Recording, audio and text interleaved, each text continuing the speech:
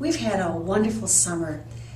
We've had a wonderful 3-week peace camp. We've had gardening 3 times a week with just a luscious and beautiful harvest. We had violin camp all last week with a nice recital.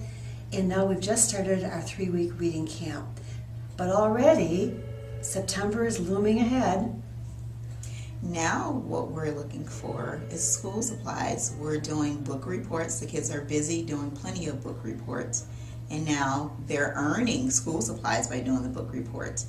There are some things that we're not looking for, but if you have any questions, could you please feel free to call us and ask any questions that you have. One of the things we most need are backpacks that are pretty sturdy. We can always use the 3-ring loose leaf paper. We can always use pens and pencils, markers. And, like Purina said, if you're not sure, just give us a call, 313-822-8606, extension 20. Thank you for anything you can give us.